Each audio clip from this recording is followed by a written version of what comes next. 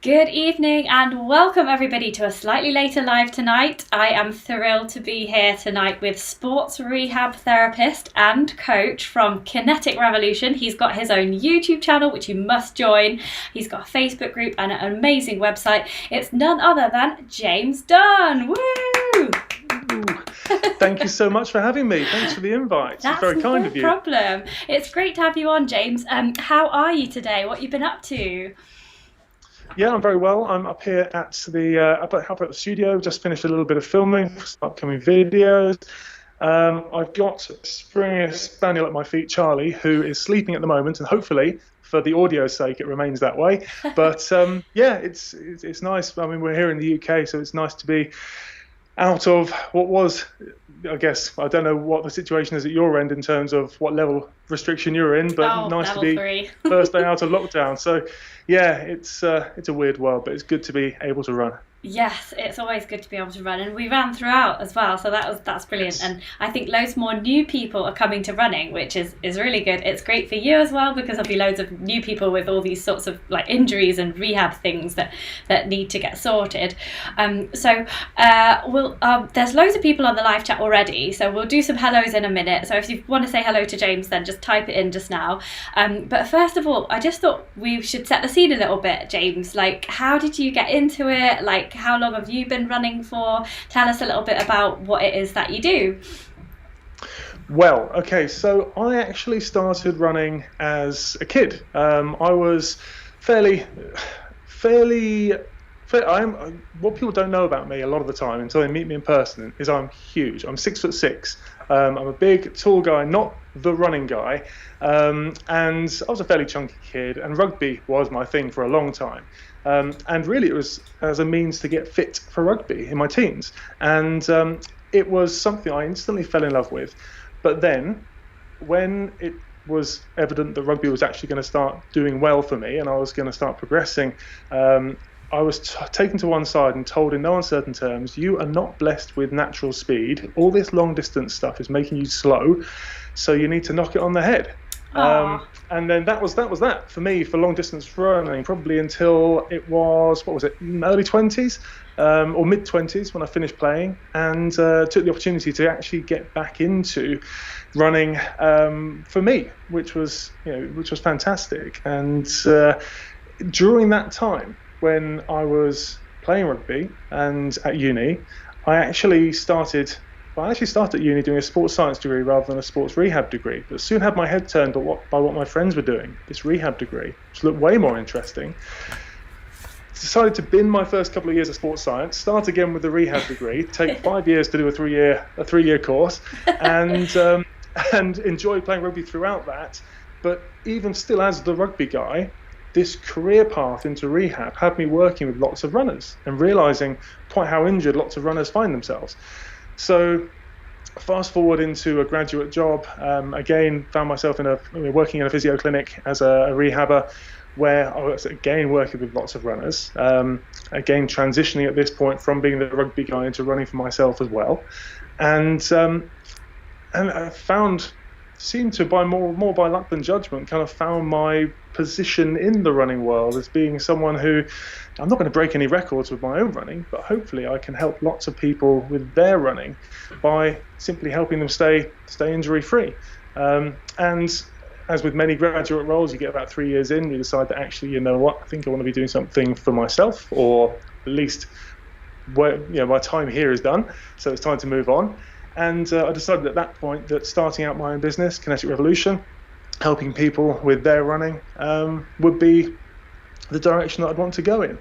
And that started very much as a kind of a personal training type model. You know, I was trackside and long hours trackside and in personal training studios and this, that, the other, helping people both with their training and their injury prevention work, and realised that I needed some form of being able to actually reach other runners. You know, this is a business. We need to be able to market this business. So jumped onto Twitter, because Twitter, this was 2010. You know, Twitter was probably a bigger deal then than it is now in some respects. Started talking to loads of runners, triathletes, etc., and thought that, okay, this seems to be working. So the online thing, I enjoy it. I can meet and connect with lots of fellow runners who, again, I can help. So that's great. So let's start a blog. And I kind of took this as an opportunity to start, as I would put it, kind of learning out loud by simply documenting what I'm learning, what I'm thinking, what I'm I'm a very different coach now to 10 years ago, and there's this ongoing learning process, and putting it all down into words seemed very cathartic in some respects, but also a great way of again connecting with more runners. And I needed to make videos for that, so I started the YouTube channel, and that really was just a place to put videos to begin with, rather than something I wanted to grow. Then so 10 years down the line, it's grown quite naturally to a point where there are lots of runners, evidently, who are benefiting, which is lovely to see comments and things like that from the various videos and blog posts and this, that, and the other. It's nice to be able to, whilst I'm running for myself and finishing multiple marathons and really these days going down the route of running, I like the idea of I think this is going to be right on your up your street, the idea of kind of running to explore rather than running for I don't know, I feel like I'm a bit done with trying to hit the next PB. I think you reach that point, don't you, where you're just like, well, I've done that bit and now I'm just going to enjoy myself. Exactly. I mean, ask me in 6 months, I'll probably change my tune on that one, but I like the idea of just kind of running for running's sake in some respects, and just knowing that my place in the running world is for me, and there's this whole big thing that can help other runners do their thing. That seems like a bit of a long, rambling explanation, but does that help? Yeah, no, that's great. And it's just fantastic that you've got this YouTube channel. If you don't know of it already, I know that we have got quite a few fans in the audience here tonight that do follow you and they think you're great. But if you haven't seen James's YouTube channel, it's just called James Dunne, Run Strong Injury Free. There's new running videos each week, and you've got 108,000 subscribers, which is really impressive. And there's tons on here, and I'm just like looking through. There's ankle strengthening, knee exercises, Mo Farah's running technique, Eliud Kipchoge's core strength workout, like how to fix weak glutes. There's just such a ton of free information on there. So if you haven't already subscribed to James Dunne on YouTube, then definitely hit that button right now. I'm not afraid of poking a bit of fun at myself either. So go back and have a look at some of the 2014, 2015 videos. Honestly, if anyone's thinking about starting a YouTube channel but is worried about going on camera, I literally look like I've just fallen out of bed in some of those videos. So if you want to laugh, on one hand, go look. On the other hand, please don't. Yeah, that's a thing that some YouTubers do, don't they? They, when they're like 10 years in or 5 years in or whatever, they go and look back at their old videos and they do a video of them reacting to their old videos. And sometimes they're so embarrassing they just delete them. But I never would. It's all content, isn't it? You don't want to lose those views. Exactly. You've got a lot of fans here tonight, so I'm just going to give you a little sense of who's watching, because we've got lots of people watching now, and then we'll get into just the whole question of why runners get injured so much, and then we'll go through a few questions from my patrons as well. So we've got Adrian Orange says that he is a big fan of yours, James. He says it's taking a while to wade through all of your videos. There's so many, isn't there? It's great. One or two. Yeah. Robin Townsend says good evening as well. Let's just add her to the broadcast. And then we've got Brad Rush. We've got Robert Mills, who is a fan of James. Very helpful videos, he says.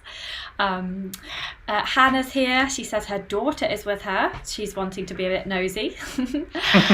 Antonio Cardinelli is here. Chris Williams is here. John Garden is here, all the way from the USA, and he's got a question for you later as well, I know. Seb Schernenbeck's here from Germany. We've got Rich Simpson here. He says, nice to see James relaxed. Thank you for all your hints and tips, James. You're very welcome. It's nice to see some familiar, if not faces, familiar names. Ah, that's cool. Adam Kinsley is here as well, and he says, hey, James, love your work. So you obviously did a good job of promoting the fact that you were on tonight, so that's fantastic. So yeah, should we just start with, like, we were talking, you just mentioned this before in your intro, like progressing from the rugby world to the running world. Like, you'd think that rugby players would get way more injuries than runners, but it seems like runners get injured all the time. Like, do you, in your experience, why do you think that is? I think there's two different things to unpack there. I think, firstly, and the really simple one, is that different sports, different injuries. I think from a rugby point of view, or any contact sport, any collision sport, naturally, as well as the fact it's a kind of multi-directional sport, you're going to see very different injuries to the types that we see in runners. With runners, we're not dealing with concussions. Fingers crossed. Yeah. We're not dealing with. Well, I do wear my cycle helmet whenever I run, so that should be fine. We're not dealing with blown out knee ligaments and stuff like that. Whereas with runners, it's all overuse, or the vast majority is overuse. Yes, there may be an ankle sprain here and there, and especially if we're talking fell runners, that sort of thing, maybe more prevalent than most, but. That's a lot of the time down to, if we're talking about road runners with ankle sprains, that's a lot of the time down to bad luck. Whereas really what we're seeing again and again is your typical overuse injuries. So things like your ITB syndromes, things like shin splints, things like Achilles tendinopathies, recurring calf strains, all that sort of thing. We can put them down to the repetitive and cyclical nature of running gait. And that really is the kind of the bottom line. When you then I suppose the thing not to ignore is obviously the fact that it's heavily load bearing, right? Those three things together, we say, right, we are doing something which is really impactful. We're doing it high volume, and we're doing it in a pattern in terms of your running form that has not got a great deal of variance in it. Okay, if we're talking about just running on largely flat pavements and it's the same pattern, like your individual running form again and again and again and again, all of a sudden these things are going to add up. And if there's something which is going to predispose let's say your patellofemoral joint, so your kneecap, going to predispose that to be an area that really starts to take a disproportionate load, then we may see a case of runner's knee beginning to brew up a little bit.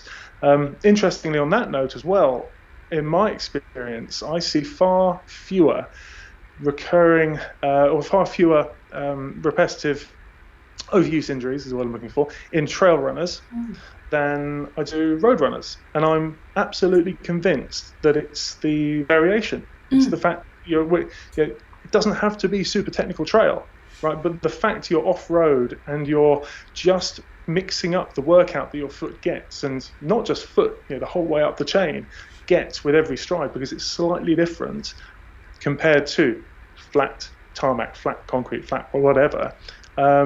It makes such a difference. Would you agree in terms of, because I know that that's your world. Yeah, definitely. Yeah, I believe it's been scientifically proven that trail running is better for you, both in terms of you don't get as much shock through the joints on the softer surfaces, and then obviously the uneven terrain under your feet just creates a different foot strike every single time. So using slightly different muscles to stabilize, and as you said, right the way up through the chain from the foot all the way up.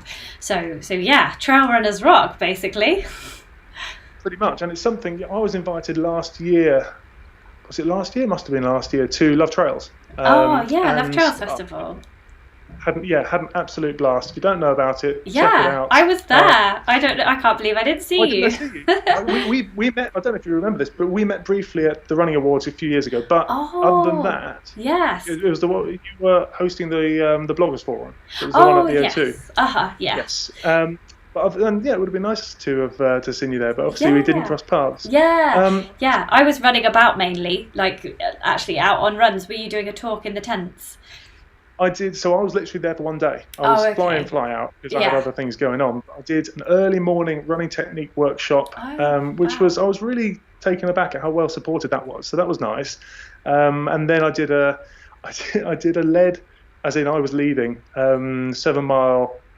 Was it 7 mile or 7K? Either way, trail run, which if it was 7K, it felt like 7 miles, put it like that. I kind of wanted to know who had written that afterwards, who had written that map, because that was a bit, I don't know, maybe we didn't follow it so well. Yeah, they swapped miles for Ks.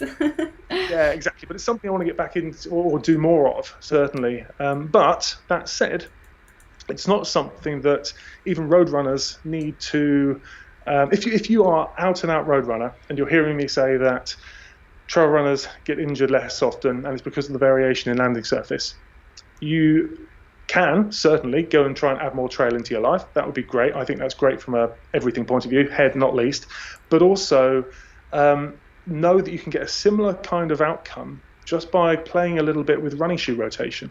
It's exactly the same idea. If you've got a few pairs of running shoes, which they don't have to be polar opposites in terms of types of shoe, but if you've got a few different pairs that offer just a slightly different ride, and you're not going to do all your running in one and then change to do all your running in the other, but you're going to rotate them a little bit throughout your week, and as the weeks roll on, then just know that as you do so, it's the same idea that your foot and everything further up will get a slightly different workout with those different shoes. So don't wear something that's inappropriate for the session you're doing or the surface you're on. But if you have the luxury of having a few pairs that are in different stages of their lives, don't just gravitate to one until they're dead. Yeah. Instead, mix it around a little bit and know that variation will do a great deal of good. Ah, that's so interesting. I've literally interviewed like people for years and years, and I've never heard anybody say that. So that's really amazing. And I suppose trail runners are doing that anyway because of the different types of trail run and race that you can get. There's often people that will go to a trail race with like a boot of shoes, like maybe 3 pairs, maybe even 5 pairs of shoes, and then they'll look at the weather, what the terrain is like on that race, and like basically the weather, is it going to be muddy or not, and they'll select the shoes depending on what the conditions are. So trail runners are doing not only the uneven terrain, but they're also doing the shoe swapping just naturally, I think. So that makes a lot of sense. That's really cool. Yeah.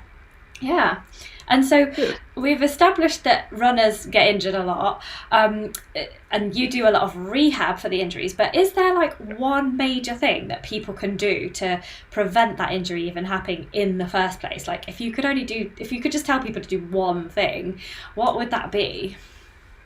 It would be the thing that I speak about the least on my channel. It would be, which probably needs to change, because a lot of the time I'm talking about running form, and I'm talking about preventative and rehab exercises, strength, stability, mobility, and all that stuff has a massively important place.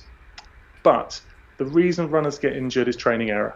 It's as simple as that. You can talk about, okay, my left foot does this and my right hip does that, but if you're staying well within your own individual envelope of getting away with it, comfort zone in terms of weekly volume or long run duration or intensity of speed work, then it doesn't really matter. You're going to get away with it until such time. That's why we see lots of people who, they can run regular park run, perhaps they run twice a week. So a regular park run and a midweek run. They don't see themselves as serious runners. They don't do any stretching. They don't do any strength work. But they're not taking their body to a point where it's an issue until they sign up for a half marathon with their mates, or they sign up for a marathon, and all of a sudden they take their own individual kind of biomechanical profile and then stretch it outside of that envelope of what they can get away with. And then all of a sudden we find that, what I said earlier about my knee being the patellofemoral joint being the area that in this theoretical runner perhaps takes the brunt because of the various biomechanical factors that leave it slightly more exposed, for want of a better word. That becomes an issue when the training load steps up to that point. The good thing is, though, about us as humans, let alone us as runners, is that we adapt incredibly, incredibly well. And if we take the time, if we know that regular 5K Jane is here and she wants to be marathon Jane over here, if we take the time on that journey to allow our body to respect our body enough so that we progress at the rate that it will become more resilient, for want of a better word, then you're going to have a much better journey and a much better outcome than if you say, okay, cool, I've probably left it a little bit late to start with this marathon, and I've got this 16-week program. Great, I've still got 20 weeks, but I need to take these 4 weeks to get from a point where I'm pretty happy kind of dawdling around a 5K to a point where I need to be able to do that 8-mile run at the first weekend of the 16-mile marathon plan. How am I going to bridge that gap? I'm going to just overextend and start out overextended and then progress faster than my body's ready to because I've already overextended, and then we're going to see a problem. Does that make sense? Yeah, so basically most injuries are people not doing things gradually enough.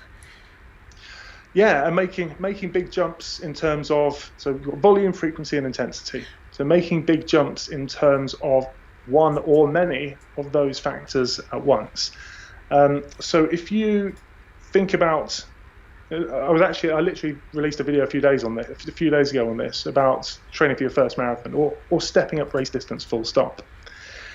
If you're stepping up race distance, let's say the context is training for your first marathon, then regardless of the different speed sessions you could do, the big thing that really matters is your weekly volume and your long run. If you know that your pace will improve over the course of 16 to 18 weeks just by being consistent and working on getting longer, basically spending more time in this aerobic zone. In the context of being a first-time marathoner, you're going to get faster.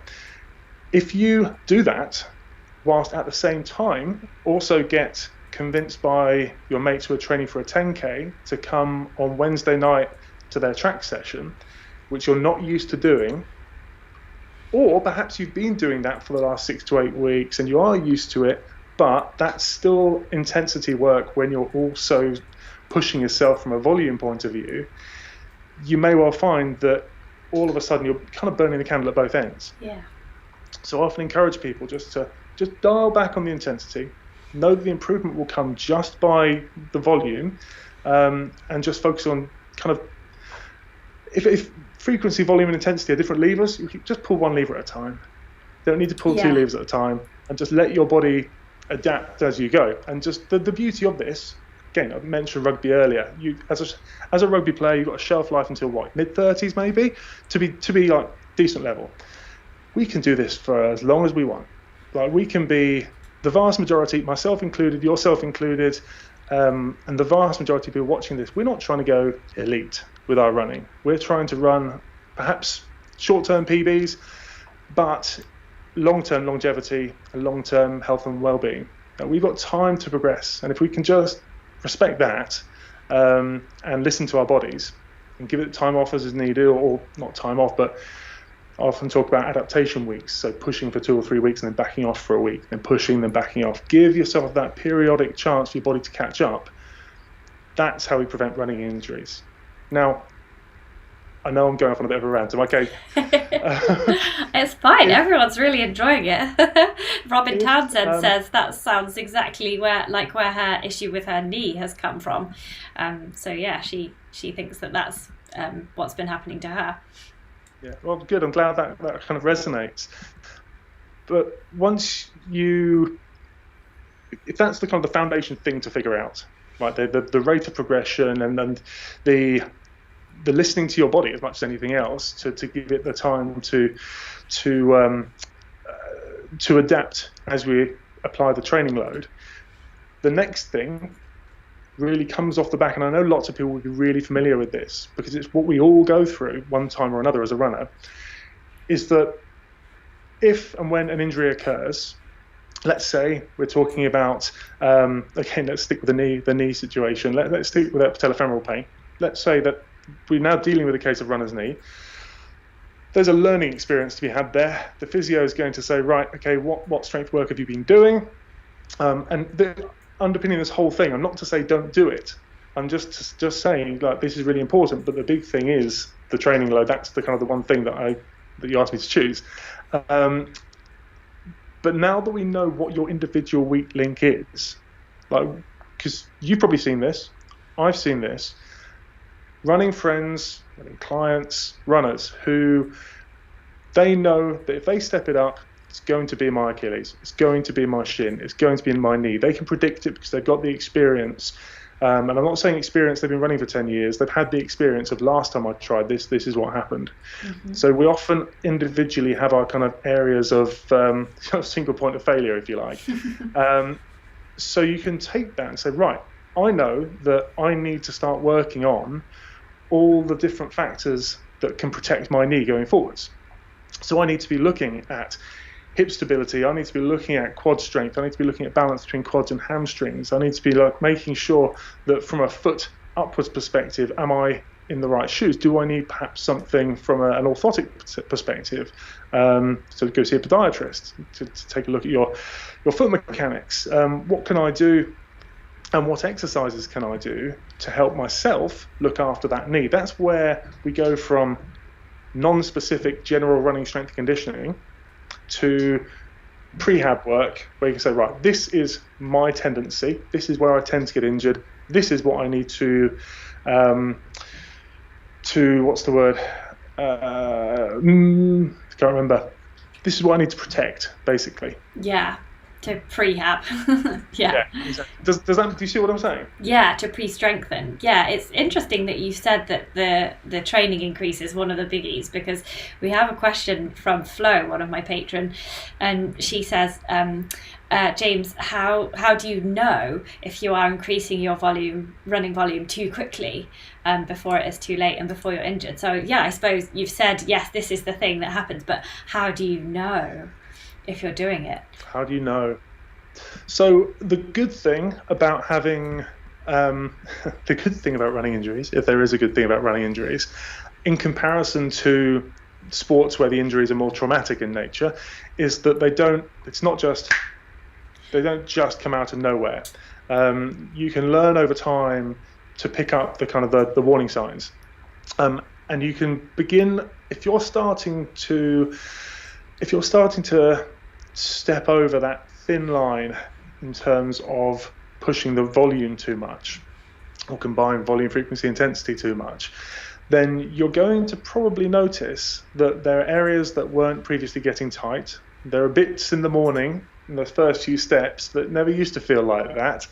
And there are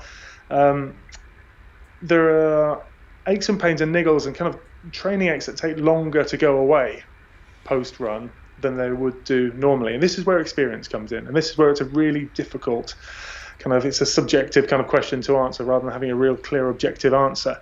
But if you learn to listen to your body and learn to understand what your normal is, and learn to understand what your normal pattern is from a recovery perspective, because we do need to stress the body, we do need to recover, we do need to almost feel those kind of training aches. We shouldn't be afraid of them in any way, but know what they normally feel like for you. And then once you know what normal is, you can identify abnormal. And if you can see a correlation between, this hurt, or this took longer to recover from, and that's what I did this training week, then that's where we can start to see patterns. And pattern recognition is really important. So encouraging people to start a training diary would be a really good step as well. And not just a training diary in terms of literally logging miles or logging sessions and paces, etc., or uploading to Strava and walking away.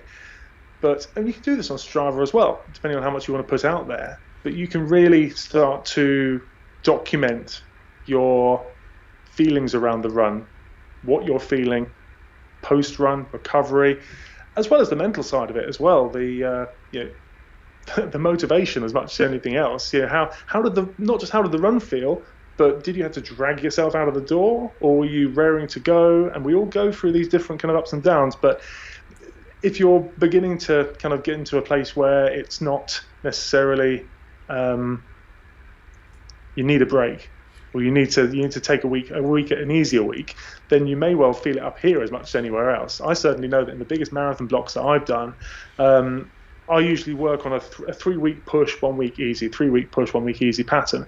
And at the end of week 3, I'm done with running. But by the end of that 4th week, where I've taken an easy week, and I've still, I try and run the same number of times per week in that easy week. I just dial everything down. So I'm still running, but my body feels better, my head feels better about running, and I'm good to push again. Yeah. If I treated it just as a linear, here's minus 16 weeks from marathon day, here's marathon day, linear progression, I'd be done around about here. And I probably wouldn't even get I don't know if this would be head or body, but I'd be done. Both probably. And so do you, Adrian Orange is asking on the live chat, do you do the whole 10% weekly progression in both your training and the strength training, both running and strength? And It's a then really good. you're doing the 10% and then you're dipping. So 3 weeks, 10%, 10%, 10%, and then down, and then again rising up. It's a good rule of thumb. It's not always easy, obviously, to be bang on. Sometimes you creep slightly over, sometimes you obviously slightly under. Usually the week. So let's take, if we're talking about long run, for example, I'll often go. So if we're talking week 1, week 2, week 3, week 4, week 5, week 6, I'm often doing something like. This is week 1 not being week 1 of the program, but of this example, I'll do 14, 16, 18, down to 10. Then I'll do 16, 18, 20. So I'm not picking up where I leave off, if that makes sense. Yeah. But yeah, is it 10%? Not strictly, but the principle is more there. I'm more interested in 10% when it comes to weekly mileage rather than long run distance or duration. That for me is slightly more important. And then from a strength point of view, the majority of strength work, and again, strength is one of those kind of broad terms that a lot of us use, and I try and pick myself up for saying it depending on the situation I'm in. A lot of times you say strength when we mean stability, or mean neuromuscular control, or mean sometimes we'll even just band in mobility in with there because it's just an easy term, strength. We all know what we're talking about. It's the non-running supplementary work. A lot of that work isn't dealing with external loads. So I'm not looking at how much am I squatting, how much am I X, Y, Z. So it's hard to really start to quantify that other than looking at things like sets and reps. Now with the sets and reps, generally speaking, I don't if I'm in the middle of a marathon plan or something like that, I don't worry too much about the rate of progression through that, because I'm not looking for strict overload in the way in which we'd be looking to overload if we were doing a weights-based out-and-out strength program. I'm more interested, and this is what I mean by saying strength is a bit of a broad term, I'm more interested in looking at the quality of range of motion. I'm more interested in looking at the control of that range of motion, so looking at the neuromuscular control of the exercises, particularly things like our single leg exercises, and working with those kind of parameters rather than looking specifically at how much am I lifting, how many reps am I doing. If I want to make it harder, I could just slow it down. I could be talking about time under tension rather than talking about number of sets and reps. So it gets a little bit difficult in that respect. And that's where an interesting conversation for another day or later on could be had around when is it good to lift weights as a runner versus when would I not? Yeah, we've actually got a question about that. Becky McCoy, she says, I followed James's Kinetic page for a while, and there are some absolutely fantastic resources for us on there. She started your 30-day program as well, but she never got around to finishing it, so she's going to do it in the new year as a resolution. Good. She says her question to you is, what does your typical week look like in terms of the balance between the running and the cross training and the strength training? So it kind of changes week by week a little bit, but I try and get out on a regular basis to try and hit kind of 3 of running, 3 of strength / mobility work in the week, and then so for lockdown specifically, we actually moved a Concept 2 rowing machine into the house. Oh. So I'm trying to get on that a couple of times per week as well for a bit of non-weight bearing cardio as well. So that's something I've always really enjoyed. So it's nice to do that. So a good breakdown of 3 runs per week, 3 run-specific prehab, I suppose we could call it, per week is a nice way of looking at that. And I just try and make, of those 3 runs, again, we're looking back across lockdown, really. I was trying to make one of those a kind of a middle long run rather than a long run, if you see what I mean. Very, very different to whether I'm actually marathon training. This is more it's been more of a ticking over period for me more than anything else. Yeah, so it sounds like a good balance there as well. Yeah. I think a lot of people these days, whether you're working from home now or still going to the office, a lot of us are sitting down a lot. It has even been called the new smoking, hasn't it? Sitting's the new smoking. Yes, So yes. John Gardiner has a question for you. I think he's watching tonight as well, so that's great. He says, how does James recommend those of us who have been sitting forever at work to begin to improve our hip mobility for running, besides standing more and sitting less? So I'm guessing he doesn't have access to a standing desk, poor thing. Yeah, so I mean, you kind of took the first point I was going to make is around just trying to change those patterns. If you can find a way, which I know isn't the answer to the question for John, so apologies for starting there. It might but be yeah, for some other people. Yeah, exactly. You can find a way. Standing desk. I've been known at home just to go into the kitchen, and our fridge freezer's perfect for me. Just plop the laptop on. Perfect. You are very tall, though, you said, didn't you? I am very tall, exactly. So it's that's certainly. I just find one way or another, finding a way of just changing it up is certainly helpful. But other than that, I do try and make time if I know that I'm going to be at the desk or just generally laptop bound one way or another for hours on end. I try and set myself alarms just to get out and go for walks and just start to, again, it doesn't all have to be running, right? Time on feet is time on feet. So getting out and just moving the body goes a hell of a long way.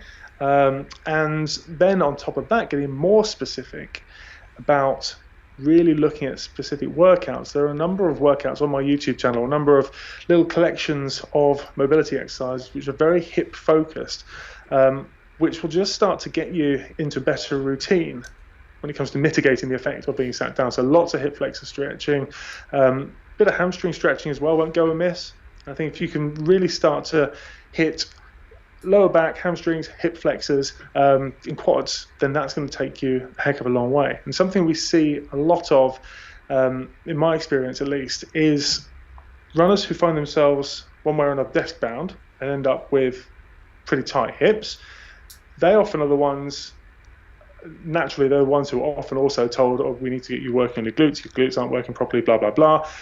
That's been spoken about to death. But what I see is that the next kind of level to that is they're often the runners who come in talking about lower leg problems, talking about lots of calf problems, Achilles problems, because when you're running, if you're not able to get the propulsive push, the propulsive drive out of those all-important posterior chain muscles, glutes, hamstrings, then you're going to find the propulsion from elsewhere, and you're going to find yourself pushing from the ankles more so than pushing from the hip. So a lot of the time I find that getting people actually working harder to improve their hip mobility often actually makes their calves and their ankles, their Achilles, much happier as well. So yeah, really I'd suggest just jumping into trying to think if there's a playlist on the YouTube channel. I'll link to it in the description below, and if you're listening to this on the podcast, I'll put it in the podcast show notes as well. Yeah, I'll find it and I'll send you it, Claire, after this. Okay, that sounds great. Well, John's actually listening live right now, and he says, I am actually standing right now at work. He's in America, so they haven't finished work yet. But he says, I have a couple of decades of sitting to correct, alas. Got you. Yeah, that's it's just consistency. Yeah. I think there's it takes time. It certainly takes time, but it's not about. The good thing for us is we're not training through the splits, right? And the reason I bring that up is my girlfriend's actually fiance now is actually a dance instructor.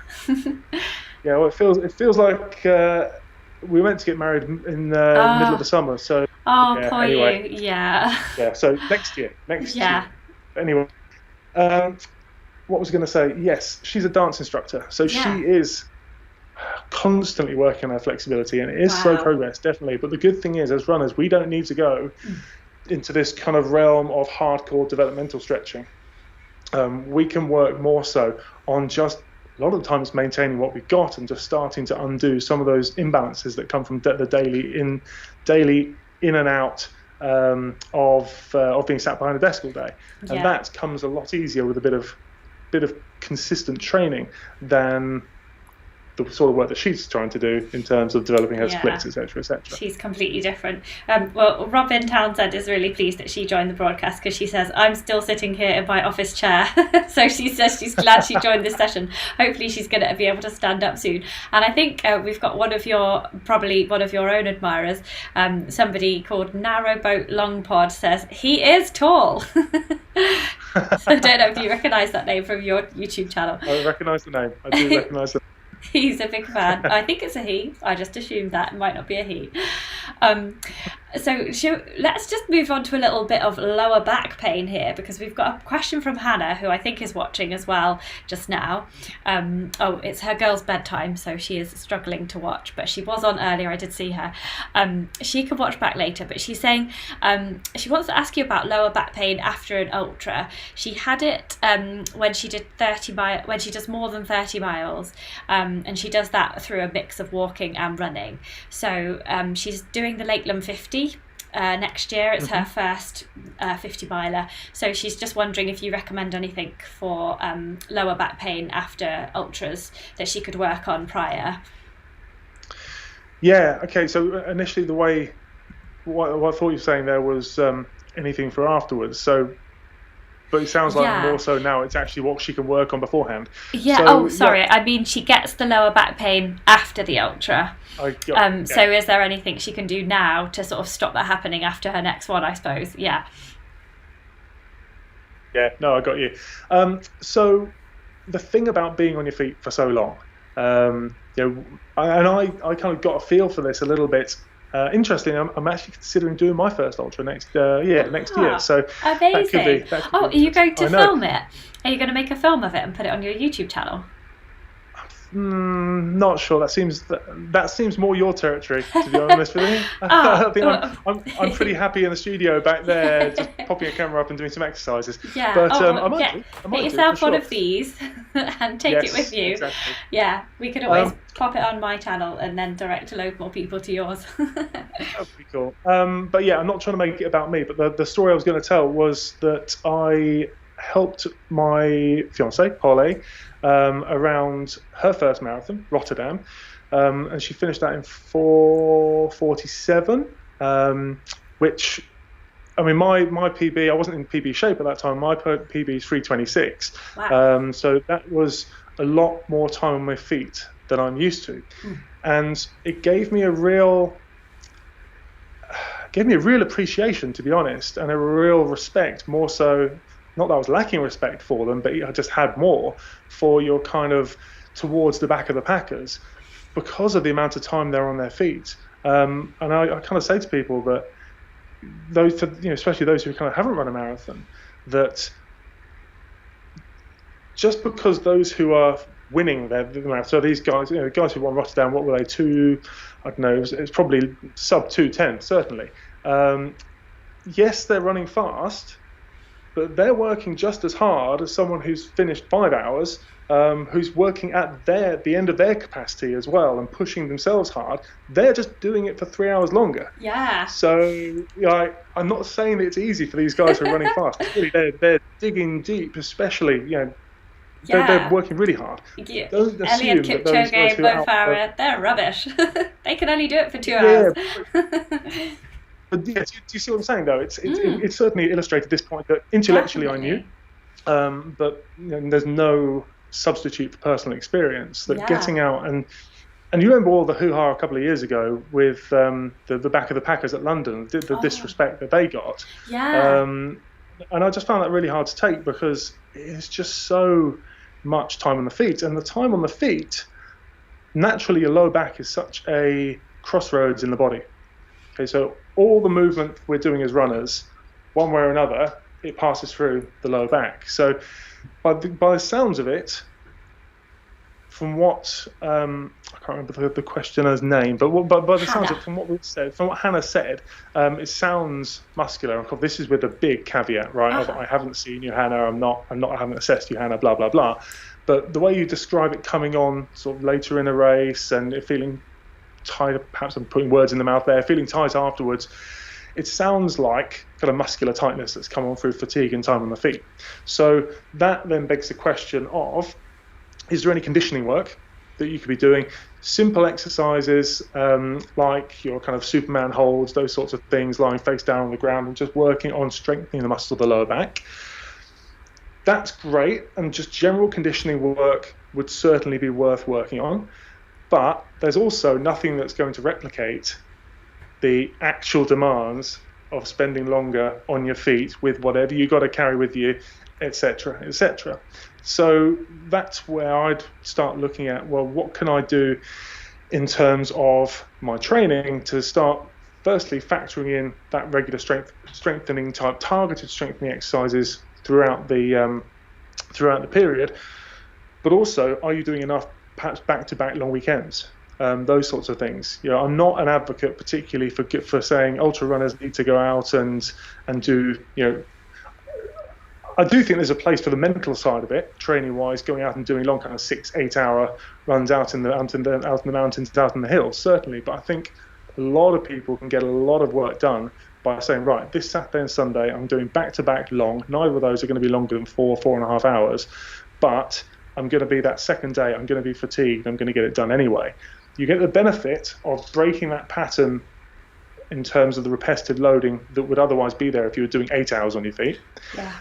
But you also, so whilst you've broken that pattern and you've had a chance to refuel, etc., you also have that effect of almost replicating the back end of the 8 by getting up with tired legs, tired body the next day and going and putting again the load in. And I wonder if that would help to start to kind of shield you from that lower back pain. Yeah. Just getting out, and I suppose it's kind of dosed exposure, right? That's the way to term it. So do the strength work, lots of core work, obviously, you know, all the stuff that you'd expect me to say in terms of core strengthening. Get perhaps regular Pilates classes, all those sorts of things. You've noticed I mentioned the knee earlier in terms of my theoretical example of someone who's finding that that's their weak link.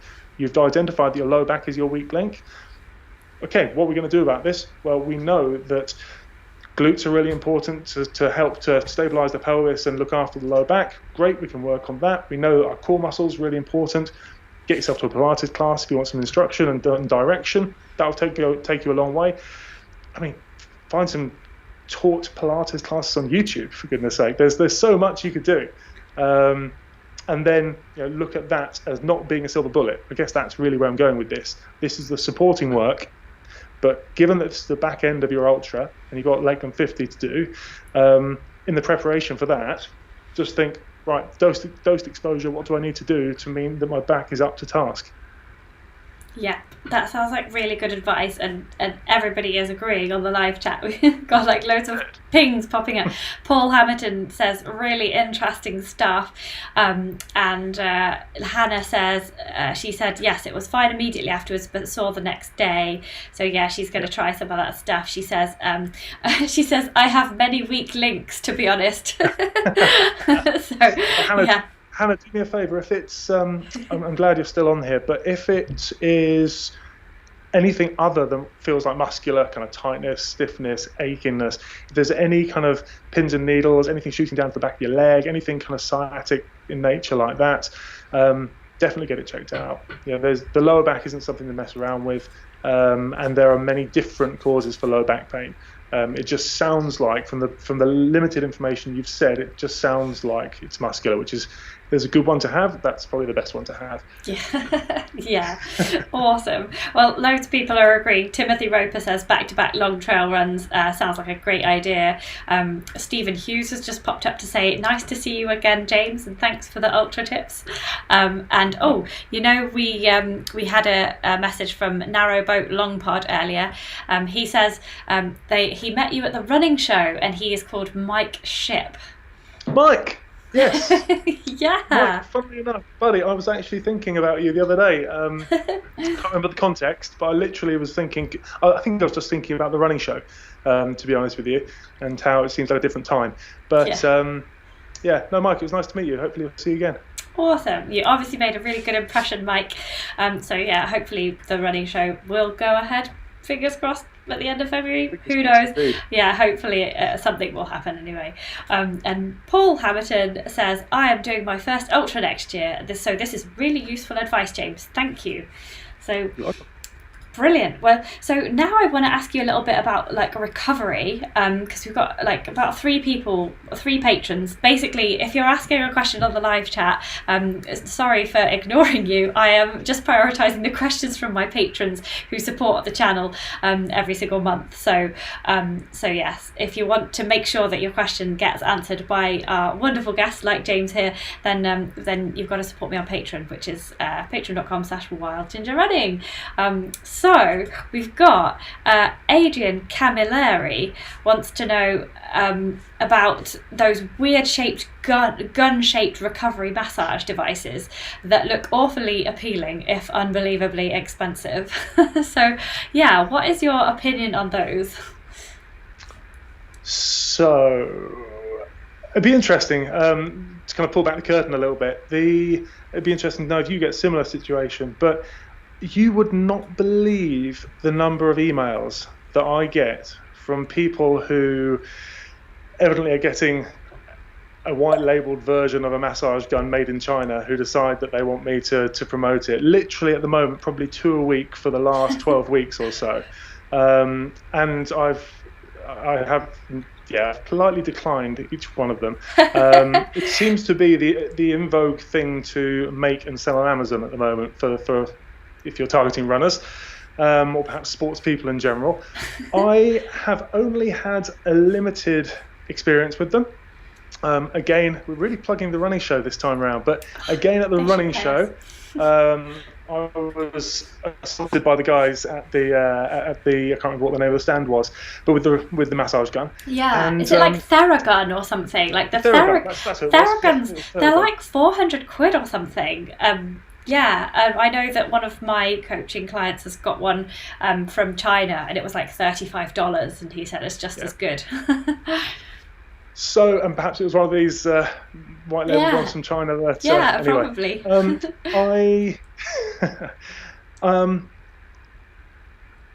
I'm kind of old school in my approach. I don't know what the science is particularly, in terms of how robust the science is behind things like a massage gun or things like pulse roll, that sort of thing. I don't know if you know the guys behind pulse roll. No, but what is pulse roll? I don't know that. Pulse roll. So I kind of feel like we're entering a territory now where just because you can make things vibrate doesn't mean you need to make things vibrate. So it's basically a vibrating foam roller, and I know plenty of people who swear by them for sure, and that's fine. But I'm just not convinced. I've got no real science to be able to back up my position about them. But I know that you can get a lot done with what I use, which is a foam roller, a lacrosse ball, a tennis ball, and a golf ball. I think that's kind of all you need, to be honest. I think now, as part of my rehab degree, I am qualified in sports massage. I haven't used that for probably 12 years now. Certainly not. Certainly not regularly. I haven't used it, or in a business capacity, I haven't used it.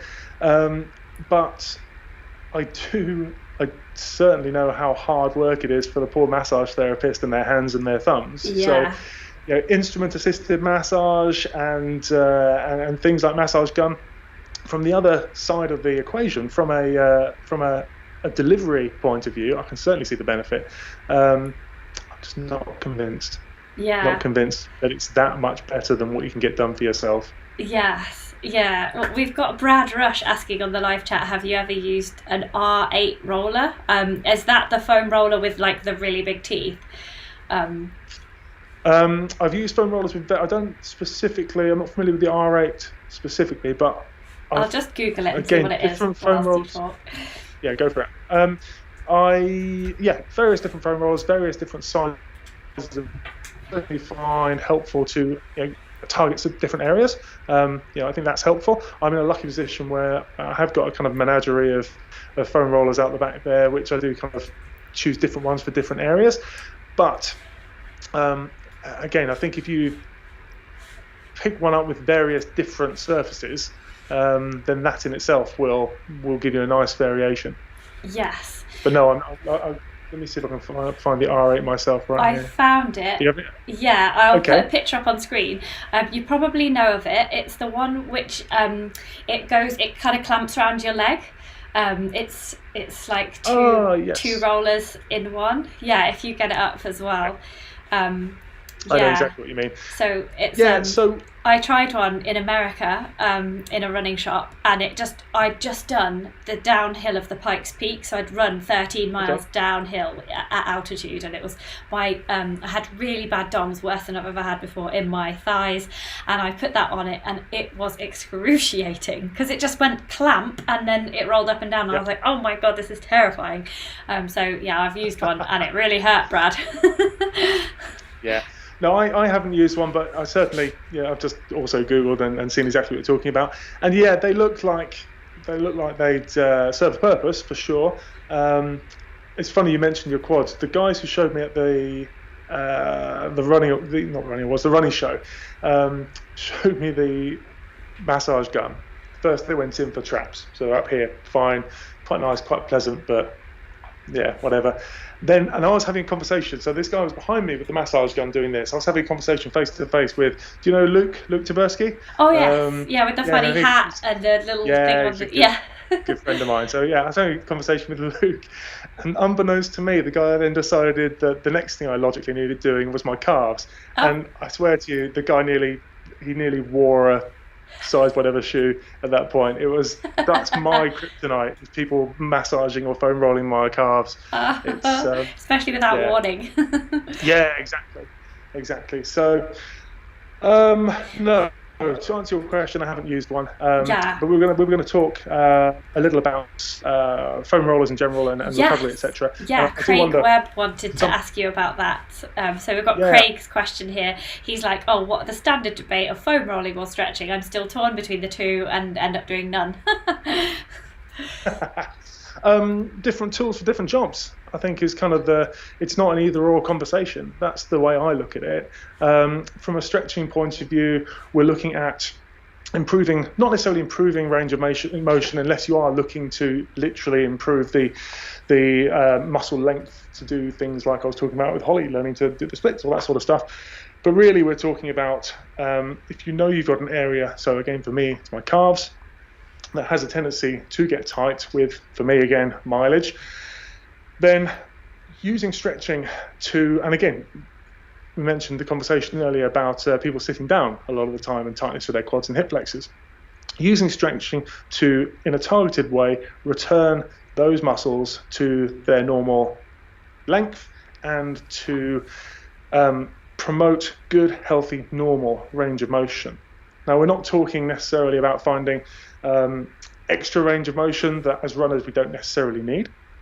We're talking about finding the appropriate range of motion for your body at that given joint, which we can then also couple obviously with stability. So whenever we have mobility and movement at a joint, we also need to work on the control to be able to adequately control that extra range of motion at the joint. But from a stretching point of view, we're looking to perhaps look at the conversation between dynamic stretching versus static stretching. So you can use stretching in a more dynamic fashion as part of a warm-up. So looking at, again, taking your body through that range of motion, taking your muscles through the range of motion to get them prepared for the upcoming session, not just prepared in terms of warm and kind of mechanically ready from a muscle fiber point of view, but also from a neuromuscular point of view, get the way the muscles and nerves talk to each other and the nerves talk to the brain, get everything ramped up and ready to run. So that kind of dynamic stretching into your drills, into some strides, that sort of thing. Really powerful, really important.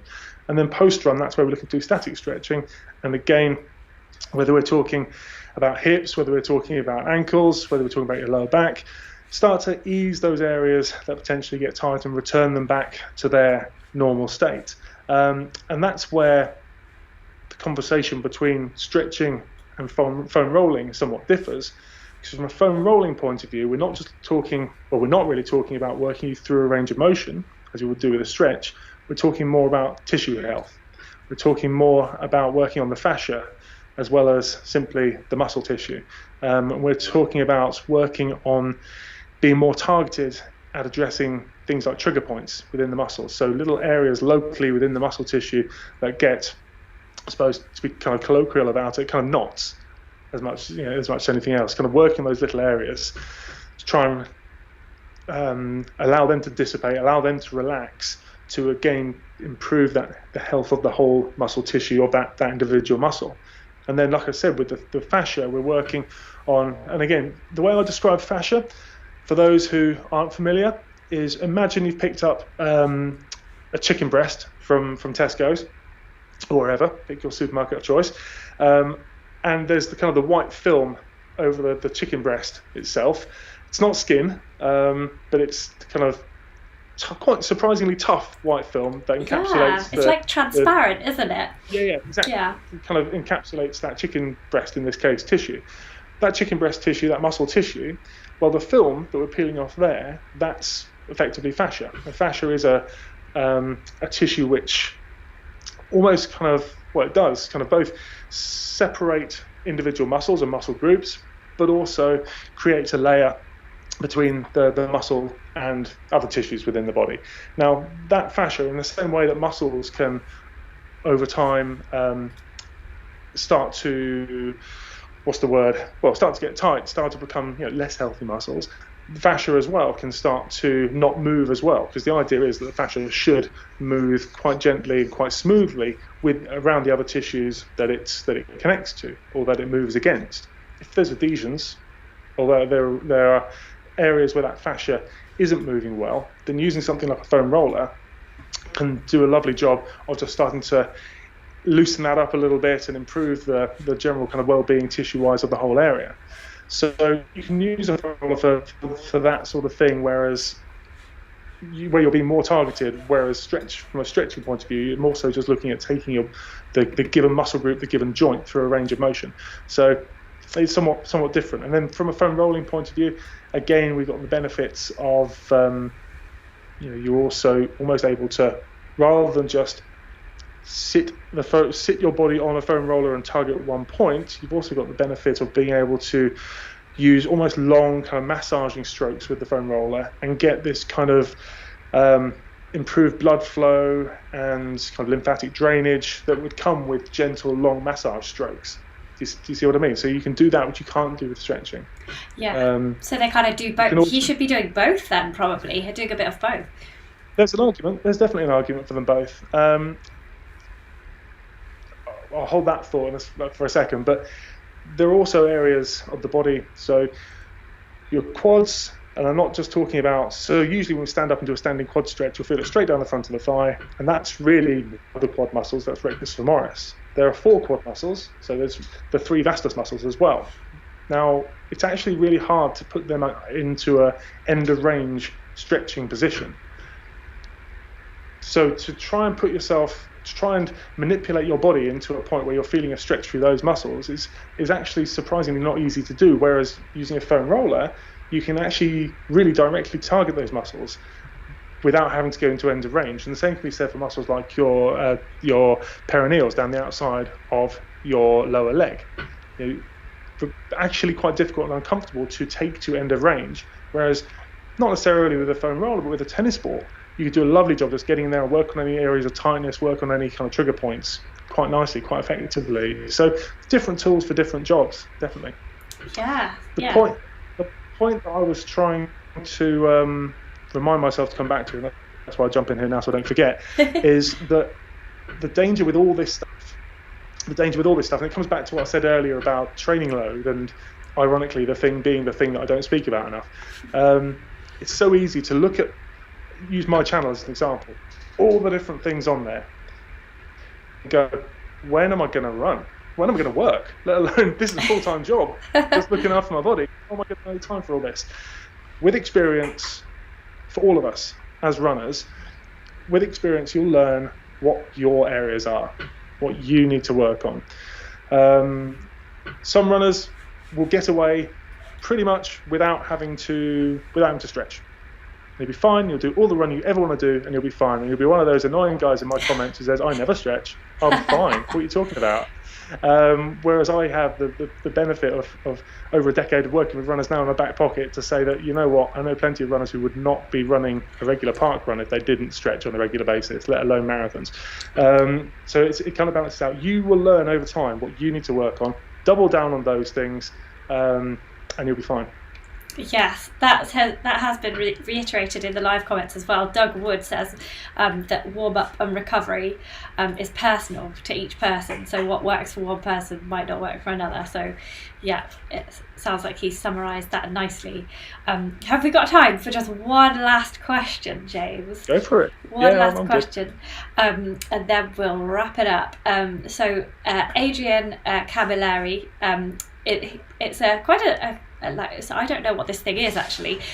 He's seeing a lot of athletes either use or promote skin scraping. He says it seems to be some sort of chiropractic nonsense, brackets, and don't get me started on the scientific basis of chiropractic. But I know a whole bunch of runners who swear by it. I would really like to hear the opinion of an actual sports therapist on the practice. I haven't looked into it enough. I don't even know what it is. What is skin scraping?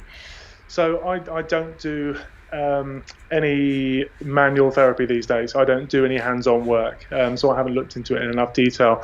My limited understanding to it is that it's some sort of kind of instrument-assisted massage, and you're kind of working on more from a fascia point of view than from a muscular point of view, or it's potentially focusing more on the sensory side, but I'm not overly familiar. I need to look into it more. So, useless answer. My apologies. I'm more about the exercise, corrective exercise therapy than I am the hands-on side. So that's cards on the table. It says here that it's a bedrock technique in dermatology, and you kind of scrape the skin off, but that doesn't sound like what he's talking about. It looks like a pumice stone to me, but I don't think that can be the thing. It must be something different when applied to chiropractic-ness. Maybe I'm thinking of something different then, but that's certainly not what I had in mind. Yeah. Okay, oh well. We've ended on a kind of then. A bit of a but yeah, don't worry. We'll cut that bit out. But yeah, it's been absolutely fantastic having you on to answer all these questions. There's been tons on the live chat that I haven't even got around to asking you, so maybe you need to come on again in 2021 and we'll do another Q&A with the fantastic James Dunne. Pick a couple if you've got time. Oh, okay, right. Who shall I pick? Oh yes, here's one. Death Metal says, what are your thoughts on ice cold plunges and cryotherapy for recovery? Wow. Okay, so I really like it. Actually, it's something that I got into back in the day when I was playing rugby. So we've kind of gone full circle a little bit in the conversation.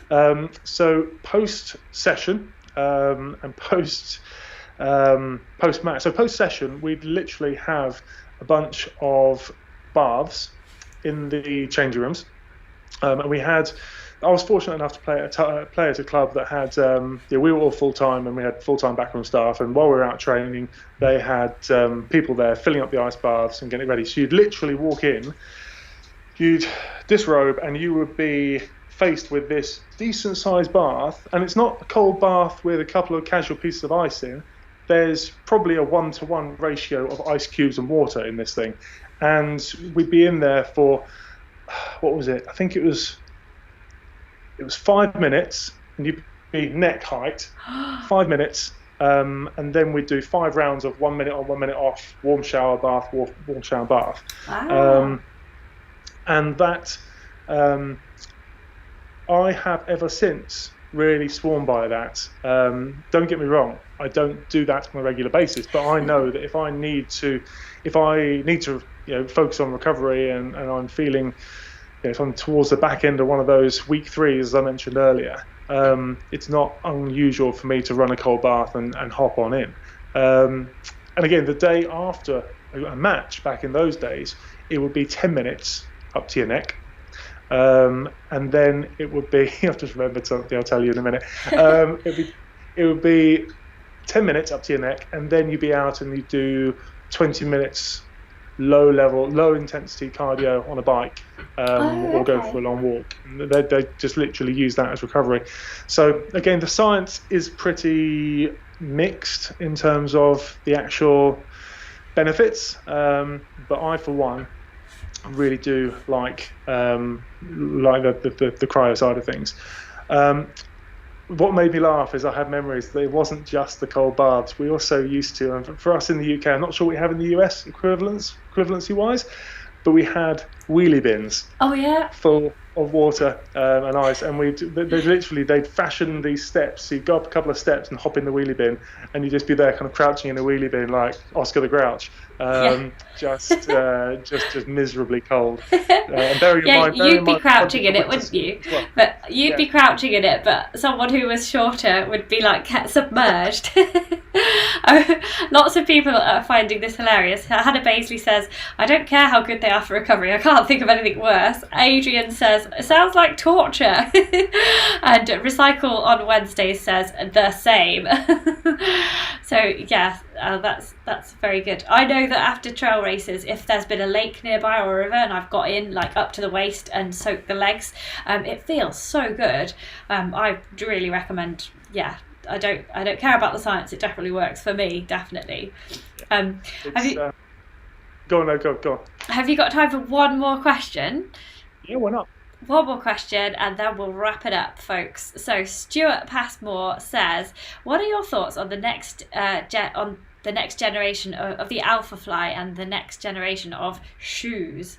So seeing as we were talking about shoes right at the beginning, what do you reckon about this carbon business in all the shoes? Yeah, okay. So let's broadly talk about carbon soles, or carbon insoles, as in carbon within the midsole of the shoe. I am really surprised we're kind of going down this route a little bit, because it's going to change your biomechanics in terms of the way the actual foot. So think, you're not just about how then we're talking about translating up ankle, knee, hip, lower back, but the way there's a really important mechanism called the windlass mechanism within the foot, and as we think about going from foot flat, so your foot's flat on the ground, to where your foot then levers up and your heel comes off the ground at the back end of your stride, and your big toe is still on the ground, the ball of the foot's still on the ground, and you're creating this lever around the big toe. And the lever that you're creating around the big toe and the other toes effectively lever the plantar fascia over the ball of the foot and create more rigidity through the arch of the foot. So it gives you this rigid platform off which to push. It's a really fundamental piece of the architecture of the foot. I just feel like with something that's going to give you something that does a very similar job, has a very similar role. Again, I'm not a podiatrist, and I'm not. It'd be interesting to hear a podiatrist's thoughts on this, but if something that does a very similar job, it's going to be detracting from what the foot has to do.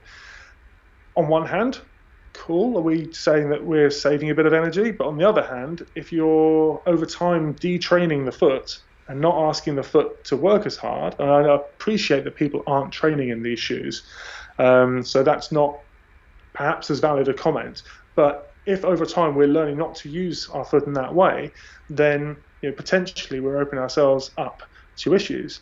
It was interesting seeing Bekele pull out of London with a calf issue. Coincidence? Shoe? I don't know. No idea. From what I hear about from what I hear coming from the elites, is they're not overly enamoured with the latest release. So I don't know. I just think it's really interesting now. We're applying more structured technology to take away from what the body should be able to do for itself. Yeah. I'm kind of surprised they haven't ruled it out as like a cheating type thing, personally. Yeah, it's that's a contentious one, isn't it? I don't really know what I think about that, to be honest. I think it's are we assuming that everyone at top level at some point is going to be using them anyway, so it's a level playing field, or are we it's not going to roll down? but then we are seeing it rolling down. So because loads of runners at my club. So they're all it's getting not, one. Yeah, exactly. So again, that doesn't make sense. So I'm just intrigued as to where this goes, I think is the best way to put it, because, at what point do you remember, okay, I'm going on a bit of a tangent now, but do you remember we had compression wear a few years ago that had plastic strips on the outside, I think it was, to give you more elastic return through certain muscle groups. Are we looking at kind of the same thing? Are we looking at is this, I don't want to sound like weird, like a bionic suit or something, like Inspector Gadget. Yeah, exactly. Are we looking at bionic exoskeleton now? I don't know. Yeah, maybe. I need to retract that, because that's a weird comment. But you know what I mean. It's kind of, the body needs to be able to do what the body needs to be able to do. And stay strong and not have external crutches do the job for it, because otherwise you become less robust, I suppose, for want of a better word. And we see that in, for example, American footballers and Super League. Certainly, I don't know if it's still going on now, but in Super League, we had it was common practice that everyone gets their ankle strapped. American footballers, certainly, everyone gets their ankles strapped. So if you're reliant on an external support day in, day out, and this isn't what we're talking about from I've moved well on now into the worlds of just weird rabbit holes, but if we're reliant on that external support, then we detrain the body from being able to provide the ankle stability it needs. So all of a sudden we see people who are less capable when we take away their strapping. It's just really interesting. I don't know. Well, it's the same for everything, isn't it? Like, we drive cars all the time and now we can't walk anywhere. So it's like the same thing, isn't it? We sit down all the time and now we get injured when we spread out. So it makes total sense to me what you've just said, completely. Good. That's two of us then. We'll leave it at that. We've lost everyone else, but the two of us are fine. Well, I'm going to have to wrap it up now, because it is 9:15. We've taken up so much of your time, and it's absolutely brilliant to have you on. And just tell us just briefly where everyone can find you. If they don't already know your stuff online, let us know how people can follow you and get involved with all the training videos that you do. Yeah, so we've plugged it a couple of times already. So the YouTube channel, hop on over. So youtube.com/James Dunne. And the other good place would be my website, so kinetic-revolution.com, or just literally just Google James Dunne 30-day challenge. And the 30-day challenge is actually a really good place to start and literally walk you through 30 days worth of mobility work, strengthening work, a little bit of running technique work, as a bit of a snapshot as to what you could be doing as a runner. Not what you need to be doing every day, because none of us need to be doing 30-day, need to be doing every single day this kind of work. But if we can use that as a springboard to then get into a 3 times per week routine, it's a pretty good place to be. So hop on over there, and I'll see you there. That's awesome. I just can't believe it's all completely free as well. It's such a fantastic resource. So definitely everybody subscribe to the YouTube channel and get on the website and do the 30-day challenge as well. And join the Facebook group as well. That looks like a really good place to be as well. Yes, certainly. Well, good. You've had some great comments here tonight. I'm just going to read you out some thank you comments from everybody watching here, just so that you feel really good about yourself. So Adrian Orange says, really good listening to James, very informative. Thank you both. And Paul Hamilton says, it has been brilliant listening to an actual expert, James. Thank you. KGKD says thanks both. Robin Townsend says it's been fantastic, thank you. Right, Recycle on Wednesdays says thanks very much appreciated. Doug Wood says he follows both of us and has done for a while, so he enjoys both content, so thanks. Support me on Patreon then, Doug. Awesome. Paul Limford says thanks, really interesting. Chris Murdoch says thanks. I've got tons of people watching tonight. Christina says thank you, it was fantastic. Narrowboat Long Pod, which is, as we know, Mike, says thanks. Mike, yeah. Ellie Wilbur says thanks. Hannah Baisley says thank you very much. You answered one of her questions earlier. So yeah, much love for you on the channel, James. So hopefully you'll get at least 10 more subscribers now from this broadcast. Well, that's very kind. Thank you. And thank you again for inviting me. It's been a lot of fun. Yeah, thank you so much. And hopefully we will catch up at some point in 2021. Yes, hopefully so. Fantastic. Well, good night, everybody, and see you soon, James. Bye. Bye.